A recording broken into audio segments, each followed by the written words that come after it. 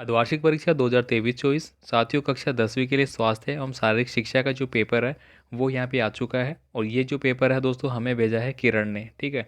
तो किरण को बहुत बहुत धन्यवाद जो पेपर उन्होंने भेजा है। तो चलिए दोस्तों यहाँ पे हम पूरे प्रश्नों के बारे में है वो देख लेते हैं कौन कौन से प्रश्न आ रहे हैं। जिन जिलों में दोस्तों अभी स्वास्थ्य एवं शारीरिक शिक्षा का पेपर नहीं हुआ है वो इन प्रश्नों को एक बार ज़रूर देख लेना अच्छे से। इसी प्रकार के प्रश्न आपके एग्जाम में रहने वाले हैं। मोस्टली रिपीटेड क्वेश्चन रहते हैं बहुत सारे, जो कि आपको पास होने में बहुत हेल्प करेंगे, इसलिए आप इन सभी को देख लेना। साथ ही साथ संस्कृत का पेपर है वो भी आ चुका है, और एक और जिले का पेपर मेरे पास ऑलरेडी आ चुका था, वो भी मैंने अपलोड कर दिया है, उनको भी आप देख लेना। तो यहाँ पे देखिए सभी प्रश्न करने अनिवार्य हैं आपको। साथ ही साथ दोस्तों आपसे रिक्वेस्ट रहेगी, अगर आपको भी अपना पेपर सेंड करना है तो ये हमारा नंबर है, यहाँ पे आप हमें सेंड कर सकते हैं, ठीक है। बाकी आपने अगर चैनल को सब्सक्राइब नहीं किया तो सब्सक्राइब जरूर कर देना, वीडियो अच्छा लगे तो लाइक कर देना। यहाँ पे पहला क्वेश्चन है दोस्तों, भारत का प्राचीन खेल कौन सा है। तो दोस्तों भारत का प्राचीन खेल की यहाँ पे पूछी गई है क्रिकेट, यहाँ पे बिल्कुल भी प्राचीन खेल नहीं है हमारा। यहाँ पे देखिए मलयुद्ध है, हॉकी है और कबड्डी है। अगर दोस्तों इनसे जाए तो हॉकी हमारा राष्ट्रीय खेल जरूर है, लेकिन प्राचीन खेल नहीं है। प्राचीन काल में ऐसी कोई भी खेल नहीं खेले जाते थे। रही बात यहाँ पे कबड्डी और मलयुद्ध, तो यहाँ पे मोस्टली अगर मैं जाऊँ तो मलयुद्ध, अगर आप महाभारत वगैरह देखेंगे तो मलयुद्ध उसमें देखने को मिलता है। यहाँ पे देखिए विकास को प्रभावित करने वाले कारक कौन सा है। तो दोस्तों जो हमारा विकास होता है, जो किशोर अवस्था, फिर बाल्यावस्था, सॉरी शेषावस्था, बाल्यावस्था, किशोर अवस्था, प्रौढ़ावस्था, इस प्रकार से जो हमारा विकास होता है उसको प्रभावित करने वाला कारक कौन सा होता है। देखिए वातावरण, वंशानुगत, खान पान, उपरोक्त सभी। तो यहाँ पे ऑप्शन नंबर डी है वो मेरा सही आंसर हो जाएगा, क्योंकि वातावरण देख लीजिए, आपने देखा होगा कि कई जो ठंडे इलाकों में रहते हैं उनका विकास उस हिसाब से होगा। जो गर्म इलाकों में रहते हैं साउथ अफ्रीका वाले लोग, वो बिल्कुल काले होते हैं, उनका विकास उस हिसाब से होता है। अगर हम भारत की बात करें तो भारत में मिश्रित मिलते हैं, लेकिन भारत में भी अगर आप अलग अलग देखेंगे इलाकों के हिसाब से तो अलग अलग विकास होता है, ठीक है। तो वंश के हिसाब से भी होता है, खान पान के हिसाब से भी होता है, ये सारी चीज़ें इसमें शामिल है। अगला देखिए यहाँ पे, निम्न में से बैठकर किए जाने वाला आसन है, मतलब बैठ के किए जाने वाला जो आसन है वो कौन सा होगा। देखिए ताड़ासन है, और वृक्षासन है, त्रिकोणासन है और पदासन है। तो इस प्रश्न का आंसर आप कमेंट करके बता देना भाई लोगों। यहाँ पे देखिए टिटनस का टीका लगाया जाता है। तो दोस्तों टिटनस का टीका कब लगाया जाता है, जब हमें चोट लग जाती है। आपने देखा होगा कई बार अगर आपको चोट लग गई है या फिर आप लोहे से कट गए हैं, उस दौरान दोस्तों आपको है टिटनेस का टीका लगाया जाता है। आगे देखिए यहाँ पे रिक्त स्थानों की पूर्ति करनी है आपको, द्रोणाचार्य पुरस्कार दिया जाता है। तो दोस्तों यहाँ पे आपको लिखना था खेल, खेल जो कोटा होता है, खेल जो विभाग होता है उसमें ये दिया जाता है। शरीर की सबसे लंबी अस्थि कौन सी है। तो दोस्तों शरीर की सबसे लंबी अस्थि बात करूँ, सबसे लंबी ग्रंथि की बात करूँ, तो वो आपको यहाँ पे बताना था, जो कि दोस्तों हमारी कौन सी होती है, छोटी आंत होती है। इसके बाद देखिए यहाँ पे सड़क पर हमेशा हमें बाईं साइड चलना चाहिए, कौन सी साइड, बाईं साइड। इसके बाद देखिए जूडोजी का संबंध है वो किस खेल से है, तो ये आपको यहाँ पे लिखना था। आगे देखिए शारीरिक शिक्षा का अर्थ क्या है। तो दोस्तों शारीरिक शिक्षा का अर्थ वो होता है कि जिसमें जो हमारा शरीर है, मानसिक है, जो हमारा भावनात्मक है, ये सभी प्रकार के विकास जिसमें होते हैं। मोस्टली अगर मैं बात करूँ तो जिसमें शारीरिक सभी क्रियाएं शामिल होती है और हमारे शरीर के प्रत्येक अंग है उसमें एक्टिव रहते हैं। मान लीजिए कि आप क्रिकेट खेल रहे हैं, वॉलीबॉल खेल रहे हैं, हॉकी खेल रहे हैं, कबड्डी खेल रहे हैं, तो उसमें आपकी आंखें भी चलेगी, आपका दिमाग भी चलेगा, आपके हाथ पैर भी चलेंगे, सभी चीज़ें चलती है। तो कुल मिला के शारीरिक शिक्षा हमारे शरीर की एक्टिविटी को रिप्रेजेंट करती है, हमारा शरीर को एक्टिव बनाती है।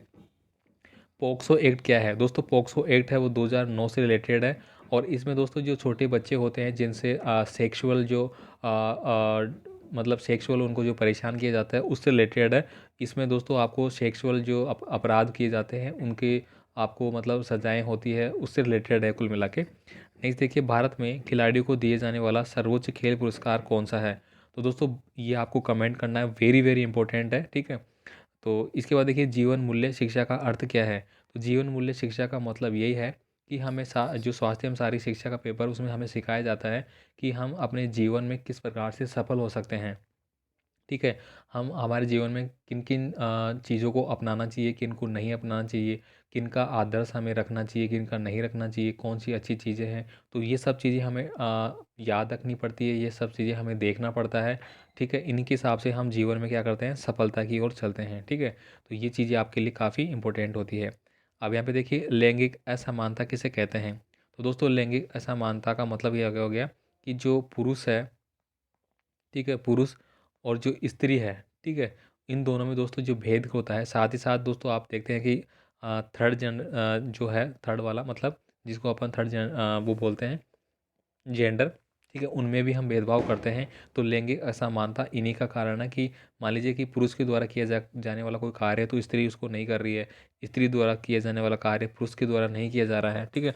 तो वो क्या है, अपनी लैंगिक असमानता को रिप्रेजेंट करता है।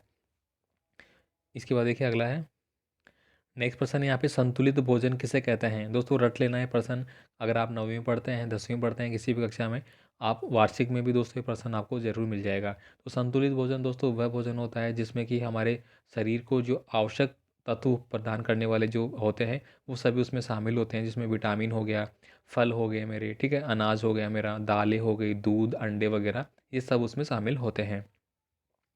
व्यायाम करने से मानव शरीर पर क्या प्रभाव पड़ता है। तो दोस्तों व्यायाम करने से हमारे शरीर की जो गतिविधि है वो बनी हुई रहती है। प्राणायाम का अर्थ क्या है। दोस्तों प्राणायाम के बारे में आपको बताना होगा। जो प्राणायाम जो हम करते हैं जिसमें कि अनुलोम विलोम वगैरह हो गए, और जिसमें कि हम श्वास की जो क्रिया है वो देखते हैं, साथ ही साथ हमारी जो और भी एक्टिविटी है आँखों की, कानों की वगैरह, मस्तिष्क वगैरह, सारे शामिल होते हैं। अष्टांग योग का नाम है वो आपको यहाँ पे लिखने होंगे। विटामिन सी के प्रमुख स्रोत क्या है तथा इसकी कमी से कौन सा रोग होता है। तो दोस्तों विटामिन सी की कमी से वो रिकेट्स रोग हो जाता है हमारा, ठीक है, ये सब जानते हैं आप। और ये आपको इसके स्रोत आपको बता देना है किस किस में ये पाया जाता है, ठीक है, यानी खट्टे जो फल होते हैं, इमली हो गया हमारा, ठीक है, नींबू हो गया, इस प्रकार की। जंक फूड का स्वास्थ्य पर पड़ने वाला दुष्प्रभाव। दोस्तों आजकल बहुत से लोग हैं वो जंक फूड का प्रयोग करते हैं। जंक फूड में जैसे कि चाउमीन खा रहे हैं, बर्गर खा रहे हैं, पिज़्ज़ा खा रहे हैं और पानी पूरी खा रहे हैं, ये सब जंक फूड में ही शामिल है हमारे, ठीक है। तो ये क्या करते हैं, कहीं ना कहीं हमारे शरीर का फैट बढ़ा देते हैं, मोटापा बढ़ा देते हैं, और जिससे कि हमें बहुत सारी बीमारियां खुद सामने हो जाती है। हमारा शरीर है वो एक्टिव नहीं रह पाता है। तो ये सारी चीज़ें आप इसमें लिख सकते हैं। पूरक, कुंभक, रेचक से आप क्या समझते हैं। सड़क पर चलते समय क्या क्या सावधानी रखनी चाहिए, 5 लाइनें आपको लिख देनी है। बाईं ओर चलना चाहिए, सड़क पर चलते समय हमें हमेशा ट्रैफिक के नियमों का पालन करना चाहिए, ठीक है, ये सारी चीज़ें हैं। शराब पीकर हमें सड़क पर नहीं जाना चाहिए, धूम्रपान करते हुए नहीं जाना चाहिए, बहुत सारी चीज़ें आप लिख सकते हैं। नशा सेवन से शरीर पर होने वाले दुष्प्रभाव आप बता सकते हैं भाई। हम बीमार पड़ सकते हैं, ठीक है, बहुत सारी बीमारियाँ हो सकती हैं, जिससे कि हमें आर्थिक परेशानियाँ भी हो सकती है। जो आपको अच्छा लगे लिखिए, इनमें आपको आराम से नंबर ज़रूर मिलते हैं भाई। यहाँ पे देखिए कुल डावन शिथिलकरण व मार्म आप गरमाना क्रिया है और तथा कब की जाती है। राष्ट्रीय गान को आपको लिखना होगा। यहाँ पे देखिए राष्ट्रीय गान पूछा गया है। इसके बाद देखिए वर्तमान जीवन शैली का हमारे स्वास्थ्य पर क्या प्रभाव पड़ा है, ये आप बता सकते हैं। यहाँ पे आपको मिलान करना है। देखिए यहाँ पे विराट कोहली, तो विराट कोहली का संबंध किससे है भाई, क्रिकेट से, तो आपको क्रिकेट पे टिक करना है। मेरी कॉम क्या है दोस्तों, बॉक्सिंग करती है तो बॉक्सिंग पे टिक करना है। नीरज चोपड़ा भाला फेंकते हैं तो भाला फेंक पे करना है। और साइना नेहवाल क्या है, बैडमिंटन खिलाड़ी है, तो ये आपको टिक करना है ऐसे ऐसे। गुड टच और बैड टच पर विस्तार लिखना है। दोस्तों आपको स्कूल में गुड टच और बैड टच आपको बताया जाता है, यानी कि आप मान लीजिए कि आप लड़की है तो आपको किस प्रकार से कोई टच कर रहा है, आप उसका टच करने का तरीका सही है या गलत है, ये सब चीज़ें आपको सिखाई गई है। और ये हर वीक मतलब महीने में एक ये मतलब एक कैम्प के माध्यम से, या फिर आपको स्कूल में जो आपकी महिला शिक्षिका होती है वो आपको इसके बारे में बताती है कहाँ पे कौन सा टच गलत होता है, कौन सा नहीं होता है। यहाँ पे देखिए किसी एक मनोरंजनात्मक खेल का वर्णन है वो आपको करना है। अनुलोम विलोम और कपालभाति की विधि आपको बतानी है। फुटबॉल खेल के मैदान का नामांकन चित्र बनाना है, या तो फुटबॉल का बना सकते हैं या फिर हेडबॉल का बना सकते हैं, और उसके बारे में आपको लिखना है।